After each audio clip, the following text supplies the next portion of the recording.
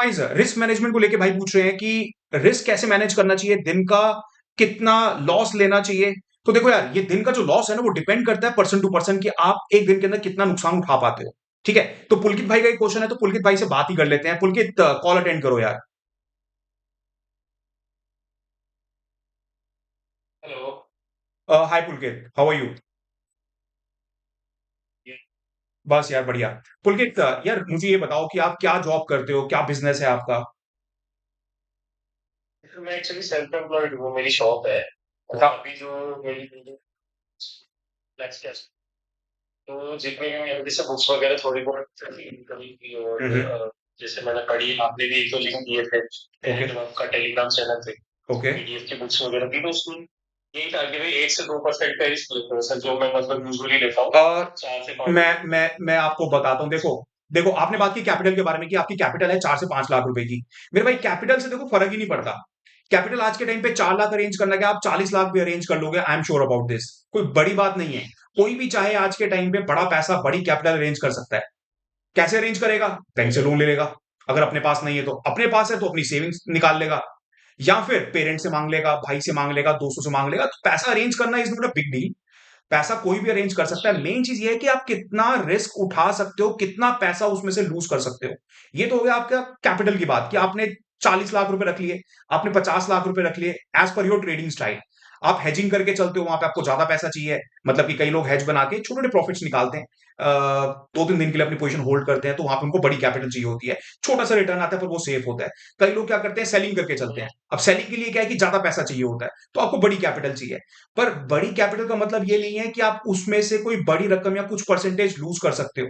क्योंकि अगर आपने 40 लाख रुपए अरेंज कर लिया, आप सोचो कि मैं 10% का रिस्क लूंगा। 10% मतलब 4 लाख रुपए, क्या अफोर्ड कर सकते हो आप 4 लाख रुपए लूज करना?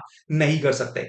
ये डिपेंड करता है कि आप कितने पैसे कमाते हो एक महीने के अंदर।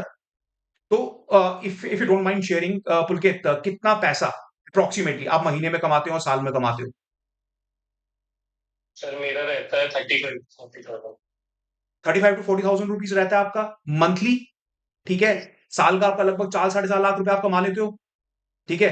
अगर आपने कहीं से बड़ी कैपिटल अरेंज कर ली और 4 लाख रुपए गवा दिए, क्या वो आपको इंपैक्ट करेगा? बिल्कुल करेगा मेरे भाई। आपको नहीं, किसी को भी इंपैक्ट करेगा अगर वो अपनी एक साल की कमाई जो है एक दिन के अंदर या एक महीने के अंदर स्टॉक मार्केट में उड़ा दे। ठीक है, क्योंकि हम बात कर रहे हैं यहाँ पे लॉसेस की।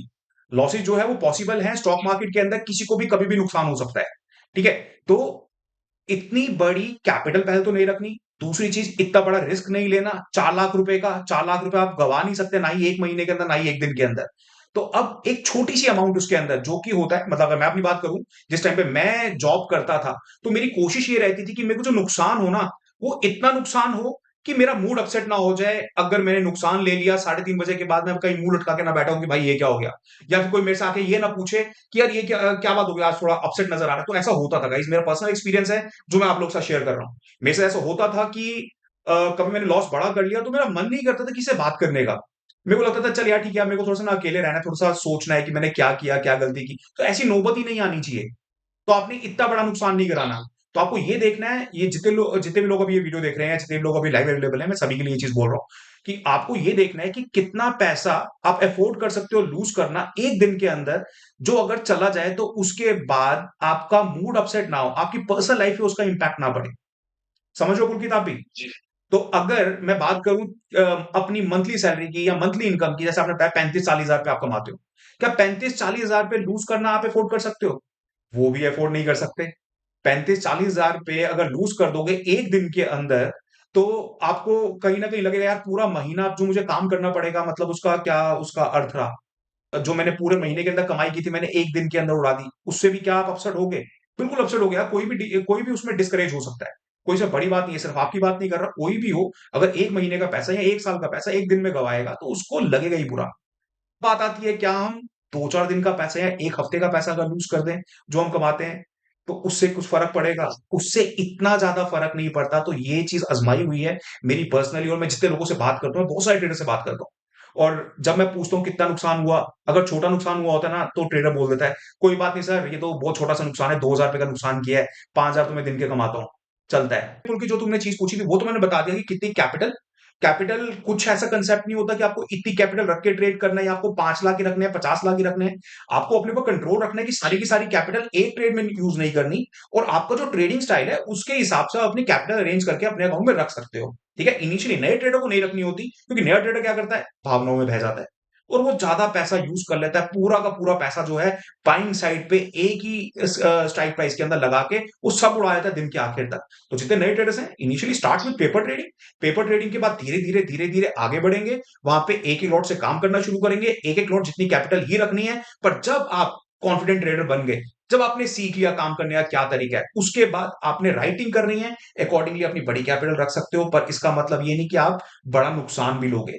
आपको क्या करना है, आपको लॉस जो है उतना ही लेना है जितना आप अफोर्ड कर सकते हो, 2-3 दिन की ज्यादा से ज्यादा इनकम जो आपको बहुत ज्यादा इंपैक्ट ना करे। पर अब बात करते हैं, क्या दिन की शुरुआत में जो पहला ट्रेड लेना है उसी में हम पूरा का पूरा पैसा लगा दें? नहीं दोस्त। अब जैसे कि आपने बताया कि 5,000 रुपए तक का नुकसान आप लेते हो ना, तो आपको दिक्कत नहीं होती।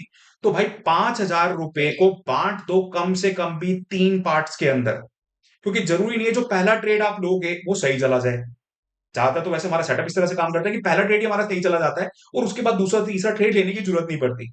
बट स्टिल आपको उसको 2 या 3 पार्ट में डिवाइड करना चाहिए कि पहला ट्रेड अगर आपका गलत भी चला गया तो उसके बाद दूसरा ट्रेड लेने के लिए आपके पास कुछ ना कुछ लिमिट बचे। जैसे 5,000 में से पहले मैं 2,000 रुपए लगा सकता हूँ, 2,000 रुपए लगा सकता हूँ। अब उसके अकॉर्डिंग मुझे अपनी कैपिटल यूज करनी है। अब 2,000 रुपए मैं लूज कर सकता हूं, तो मैं 20 लाख का माल तो नहीं खरीद सकता ना। फिर मेरा स्टॉप लॉस छोटा हो जाएगा। अगर मुझे पता है कि भाई मेरा स्टॉप लॉस जो है वो वो 30 पॉइंट का है या 50 पॉइंट का है, और मुझे ज्यादा से ज्यादा रिस्क लेना है वो 2,000 का लेना है, तो 50 पॉइंट का स्टॉप लॉस अकॉर्डिंगली कैलकुलेट करो कि आप कितनी क्वांटिटी में ट्रेड कर सकते हो। ये सारी चीजें कनेक्टेड है, बहुत सिंपल सा लॉजिक है ये। इसमें कोई रॉकेट साइंस नहीं है। जो आपको मैं बता रहा हूँ, जो तरीका समझा रहा हूँ, ये बिल्कुल लेमन लैंग्वेज में बता रहा हूँ आपको मैं। कोई इसमें कैलकुलेशन करने की जरूरत नहीं है, कोई कैलकुलेटर निकालने की जरूरत नहीं है। आपने भाई 2,000 रुपए का नुकसान लेना है, 40 पॉइंट का आपका स्टॉप लॉस है, तो इंटू कैलकुलेट कर लो उसको कि भाई कितनी क्वांटिटी में काम कर सकता हूँ मैं, 2 लॉट में काम कर सकता हूँ या 1 लॉट में काम कर सकता हूँ। अकॉर्डिंगली फिर आपको ये भी पता चल जाएगा 2-4 दिन काम करके कि भाई मेरे को इतनी कैपिटल की जरूरत ही पड़ती है, मेरे को 5 लाख रखने की जरूरत ही नहीं अपने अकाउंट में, जब मेरा काम जो है 75,000 से हो जाता है। राइट? चलिए, alright Pulkit, thank you so much. Who is the next one?